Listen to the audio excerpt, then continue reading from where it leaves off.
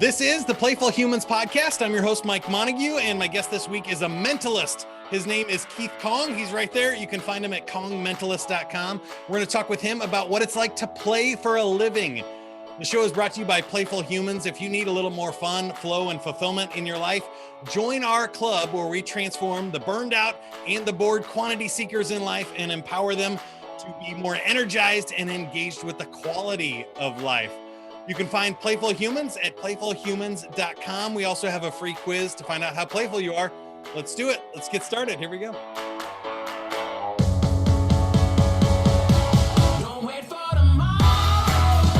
This is the dance break, Keith.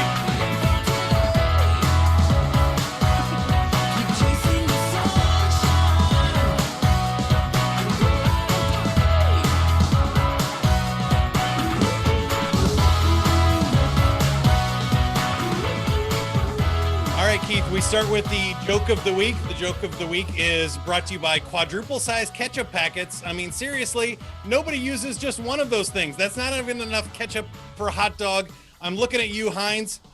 Can we get some larger ketchup packets? Keith Kong, what is our joke of the week? Yeah, I went to a zoo recently, and they only had one dog. It was a Shih Tzu.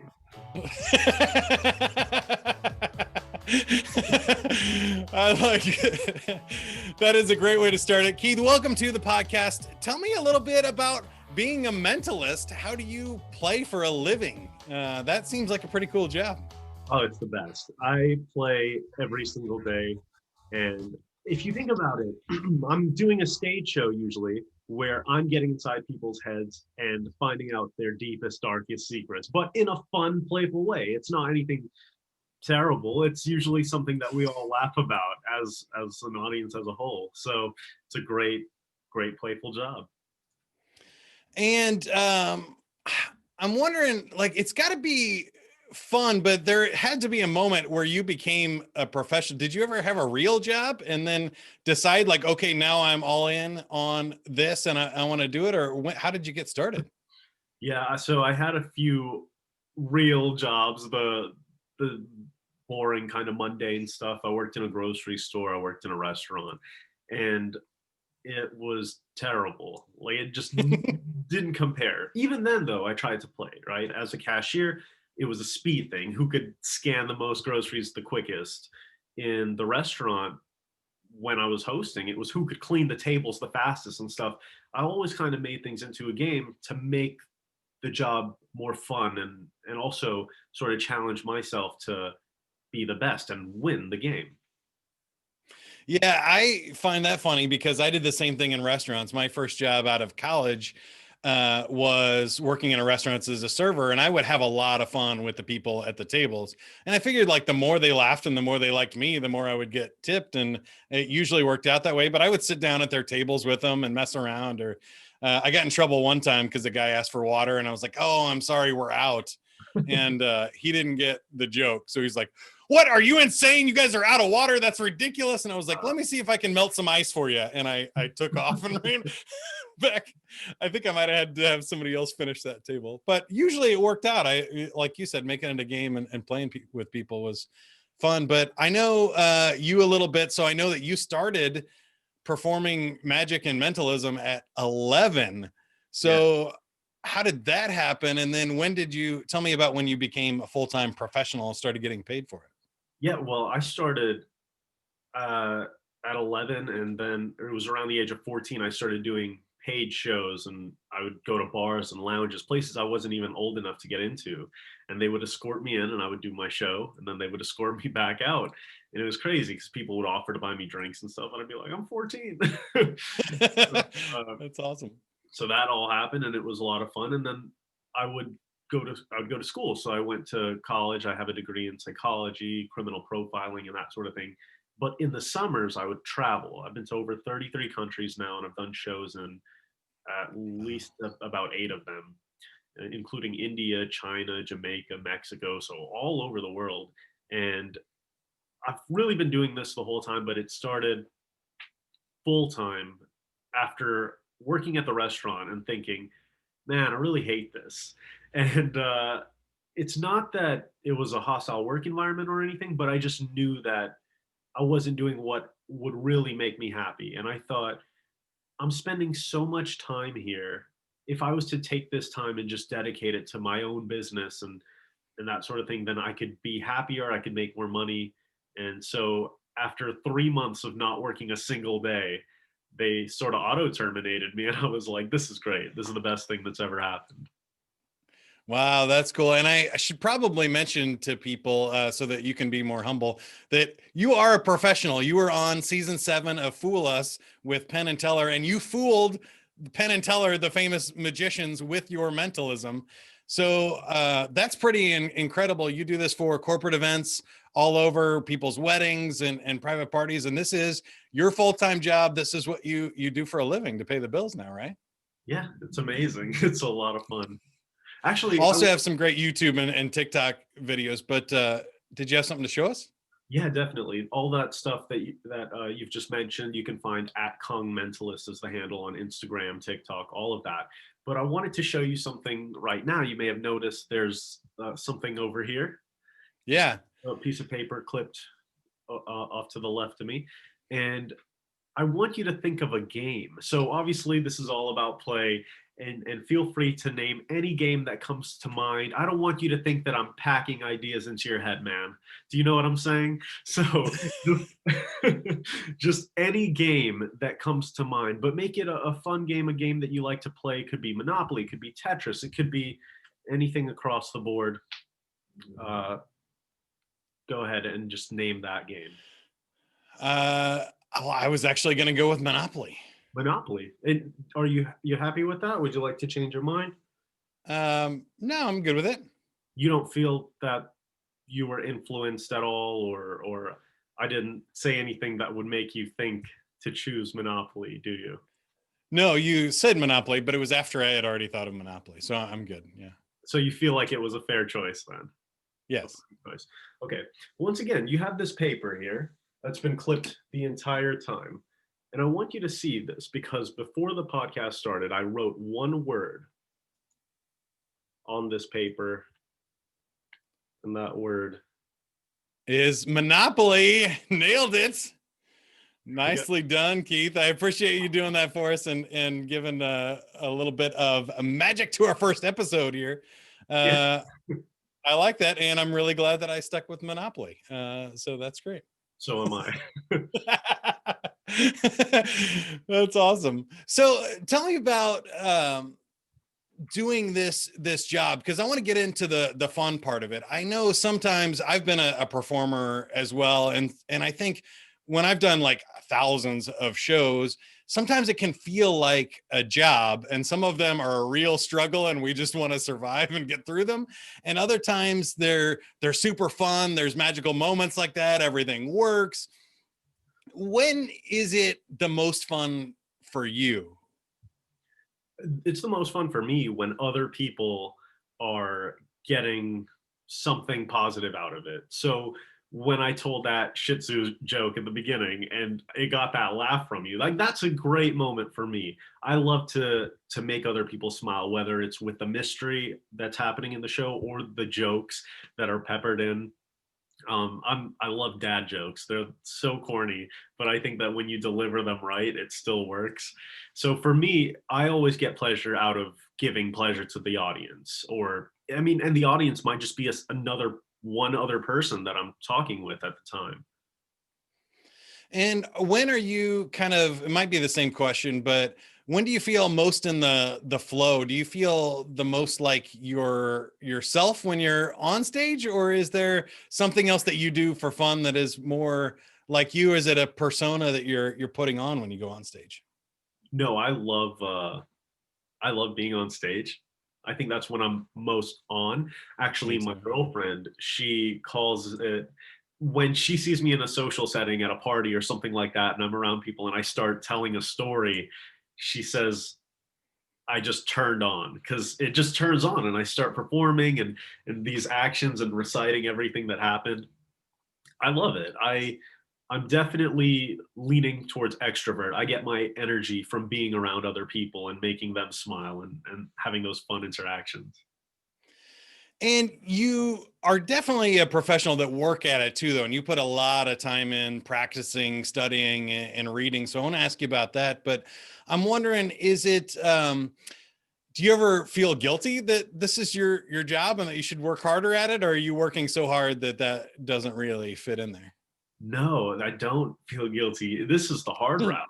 This is so what's interesting when you look at a job like serving or like working in a grocery store or any other job where you're working for someone else, it starts out really easy. You just do this task. And then as time goes on, it gets harder. You age, it's harder and harder to do these physical tasks with entrepreneurship. And that's not what this podcast is about. But for me as an entrepreneur, it was very hard starting. And I find that the more you build it, the easier it gets. So it's been really hard getting to the point you talked about. Fool Us, everything that it took to get to that point and all of the disappointments that led up to that positive moment. I don't feel guilty at all, actually. It can be tough, but when it comes to playing, I think it's about having fun and just being content even in those tough times. And I think some people have a tough time dropping those inhibitions and those worries. So I know you do this sort of for a living, is balancing that tightrope of will this work or will it won't. And I think that's the beauty of play is that we don't know how it's going to turn out. But a lot of people struggle with that, either the imposter syndrome. They don't know if they could really deserve to be on television in front of Penn and Teller, or they don't know if what they're doing, this play, like they worry about that feeling. How do you balance that tension of this might not work, or do you just love that and that's your favorite part of it? It's such a tough question because I get that too. That sort of self doubt or head trash is what we sometimes call Right. it. And we can go so deep on this, right? Because if you think about it, we base our decisions and everything like that off of our past experiences. And we use that to shape our identities. I'm not good enough because I messed up at this time, or I am good enough because I did this and that and the other thing. And we don't always realize that every day you have the chance to decide what it's going to be. Everything else is just kind of a social construct that we're choosing to put those limits on ourselves. So I think that when you are confident, like I belong here, this is exactly where I'm supposed to be at this moment, whether it's a good place or a bad place, and you can find content with that, then I think it just makes everything more okay. And I know I have my favorite stories from being on stage, but was there a time that you bombed or anything that was the moment where you realized that now you're free? Like for me, when I had my lowest point in show business, and I've told the story a ton of times, but not on this podcast yet, but I got fired live on stage in front of thousands of people by Billy Idol. After that happened, I felt bulletproof. I was like, oh, well, I can go in and I can tell any joke now. I can do whatever I want. Was there a moment for you that you realized, like, well, it's not going to get worse than that, or anything that where you actually felt like you got over the imposter syndrome? Couple moments like that. Sometimes as performers, we know our best work. And when we go out and we do a show and it's not up to par with what we know our capabilities are, you want to beat yourself up. But then you find people coming up after the show, man, that was such a great show. That was really amazing. And it's like, yeah. And I learned to kind of get over that because these people have never seen it before. And so it's interesting that even if it's not your best work, to these people it could be the best thing because quality is subjective. Yeah. That was a huge learning curve. The other thing, it wasn't really a crash and burn. It was a this is not good at all that I was able to turn around. And that was Mm. a time last year or about 2 years ago where I showed up to a show and the airlines had lost my luggage. And it's a long story. They said they would drive it to the venue and stuff. And about 5 minutes before the show started, I get a text telling me that they're not going to be able to get there for another 2 hours or something. And I was eerily calm about it. And I just went to work and I started telling the coordinator, the event coordinator, do you have this? Do you have duct tape? I need this, that, whatever else. 5 minutes to go and 200 people standing outside the theater. And we let them all in and I did the show. And it went so well. The coordinator was like, I don't think anyone could have told that your stuff didn't arrive. And they ended up booking me back the next year. I went back, I did the full show. But knowing that I could get my way out of that and do well, yeah, it was so eye-opening, especially since that was one of my higher priced shows at the time and it delivered. Yeah, that's huge. And I think, for those people that don't know, if you're a mentalist or a magician, having your props is a big part of the show. That's like, being a DJ and not having turntables or music to play and show up there. So that's awesome. But it does build confidence when you see it go bad and you realize that you can rescue it too. That's another huge turning point in the confidence that you go, oh, I can do this. I can do this for any size crowd. I can do this for any audience under pressure, and it's going to be okay because I can save it even if things go wrong. I think that's a huge point in anybody's career that plays for a living, right? Definitely.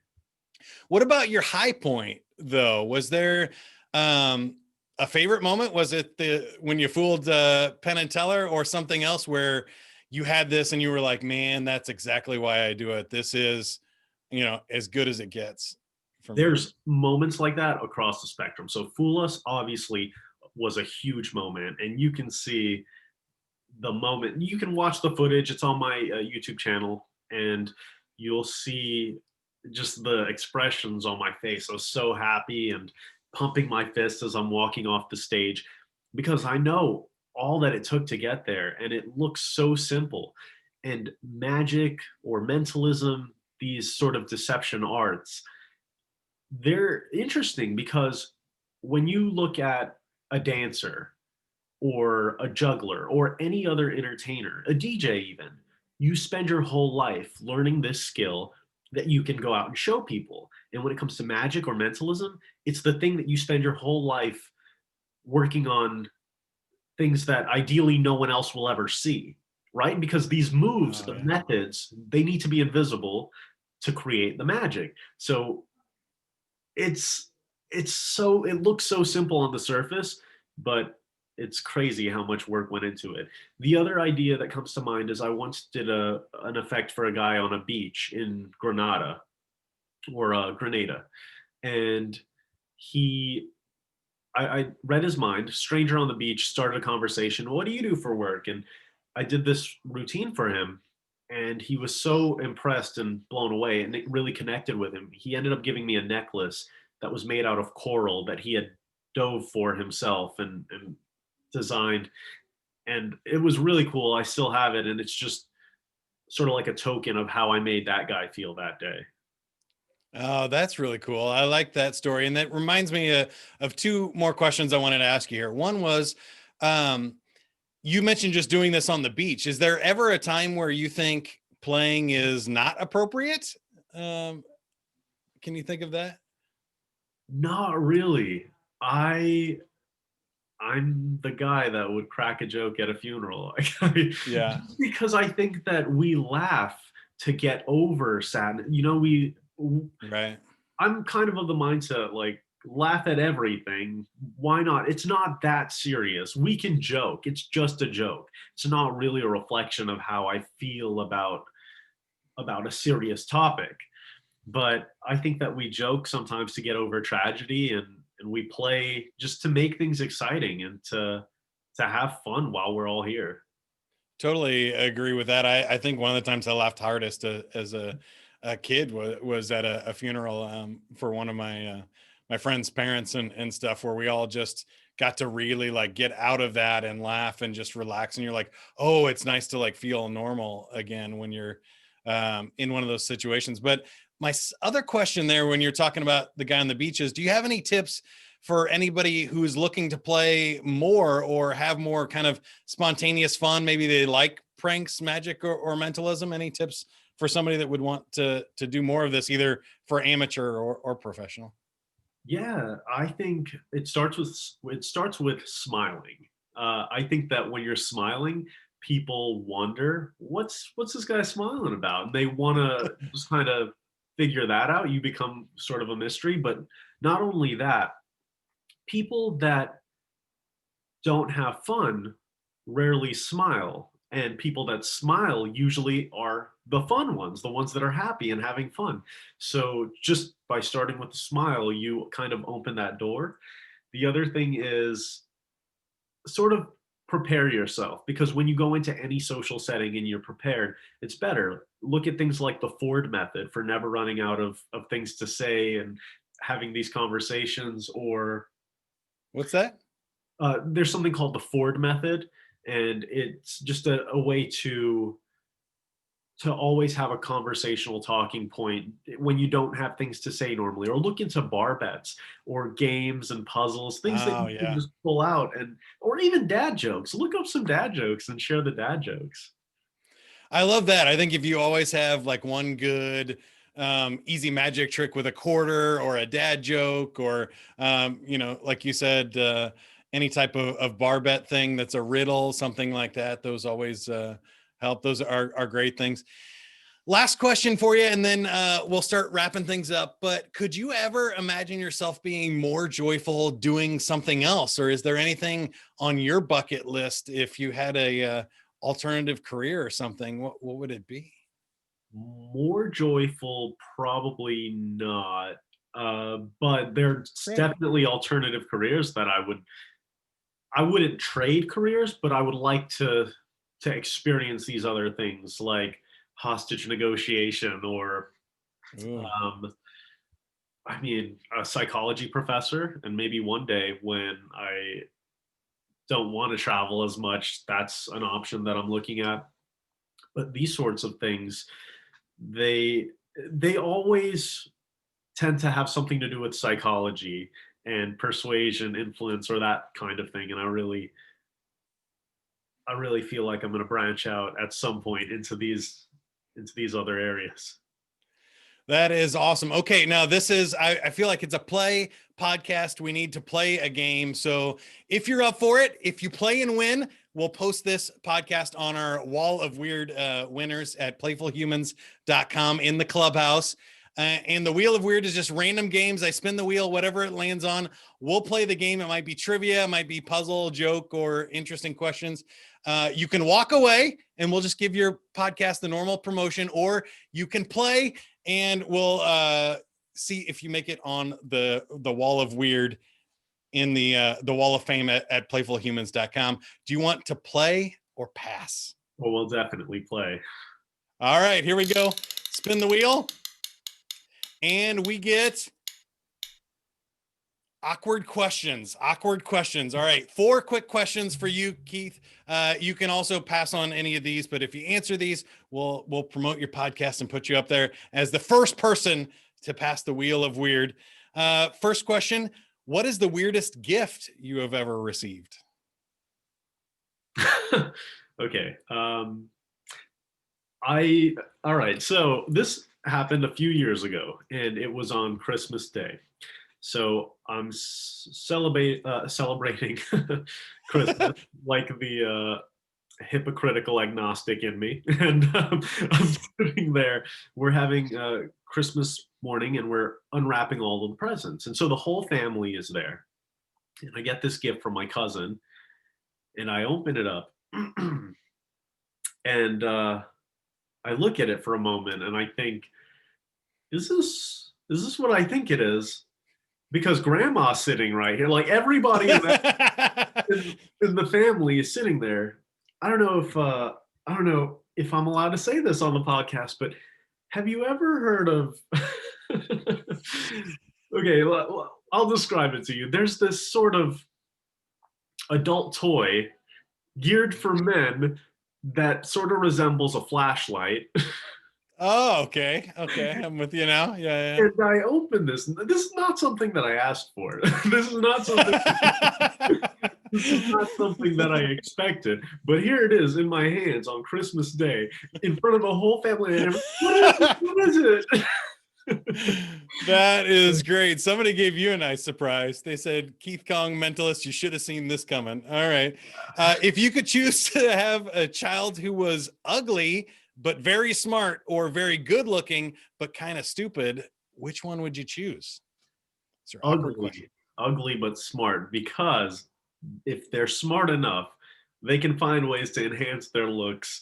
And yeah, I mean, I think that I've always been a big fan of skill coming from your knowledge. So if you're smart enough, you can find ways to enhance your looks and make yourself more Or make symmetrical. it a non-issue. Yeah, Yeah. I can see that. The only other thing I was thinking though is if you're dumb, you don't really know that you're dumb. So if you're smart, you know that you're ugly. But Yeah. the other way around, might be blissfully ignorant. Yeah, and I've never been a fan of the ignorance is bliss kind of mentality. I think it's always better to know. Yeah, that's great. Number three, what is the most disgusting thing you would ever eat just for the bragging rights? I feel like I've seen magicians and do this a lot too. Eat, well, David Blaine swallowed the frog and regurgitated it and stuff. Have you ever done anything like that, or would you? I would not really with the bugs or the animals, that sort of thing. And for bragging rights, it's whatever. I'm not huge on that. But I think I would like to try eating glass one day before I die. Hopefully not immediately before dying, but I I've studied how to do it safely. I just haven't actually done it. And there is a way, not recommended if you're watching, but there is a way to safely eat and swallow glass. And I think I'd like to try it at some point. Maybe for the bragging, Wow. maybe if not just for myself, just to say I've done it. Yeah, I mean, I think that's the same thing, and a good answer. I would definitely pass on that one. Would you get an implant that allowed you to communicate mind to mind with people? I think I might have stacked the deck here, but drawing random questions here for your awkward questions. Would you get an implant that would allow you to communicate mind to mind with people? Well, why would I need that? No, yeah, yeah, that sounds great. That's sort of like what I do on stage, but to be able to do that at any given moment all the time, yeah, I lose my voice sometimes once a year, so this will save me. Save. There you go. If you could do it with a whole bunch of people at the same time, you're like, I'm just going to do my show, but not talk today. Here you There's an old joke like that. If you, it's something like, if you believe in psychics, raise your hand. If you believe in uh, telepathy, is it telepathy? Yeah. Telekinesis, moving things with your mind. If you believe in telekinesis, raise my hand. I like that one too. All right, Keith, thanks for being on the show. Again, that's Keith Kong, a mentalist. You can find him at kongmentalist.com. And anything else that you would like to ask of the audience or mention that we missed? I would just say I love the awkward questions. And when it comes to how you adapt to these situations, sometimes I will force an awkward scenario. I love talking about religion, politics, sex, everything that they say we're not supposed to talk about. I think they lead to the best and most interesting conversation. So I'm more than happy to play this game. And I think that's a tactic that you should go out and try, maybe creating an awkward scenario intentionally to see how unawkward you can make it. Yeah, I love that. And I think it is part of play. Part of play is, can we, stretch our comfort zones and then come back safely? Can we see if this will work and maybe it doesn't and then try it again? Those are all great takeaways. Again, Keith, I appreciate you being on the show. Find him at kongmentalist.com. Definitely follow him on YouTube. You can subscribe to this podcast on YouTube. Click the subscribe button and like, comment there. Also on iTunes, Spotify, and you can give us a thumbs up or leave a comment. We would love to hear from you. Suggestions for future guests that play for a living, anything that you have to share about play, certainly do that. It's needed right now, especially during the pandemic. And don't forget, you can take the online quiz, share it with your friends at playfulhumans.com/quiz. We'll see you next time. I'm Mike. You guys. Live for today. Keep on chasing the sunshine and go out and play. Go play. Like I need a lighter.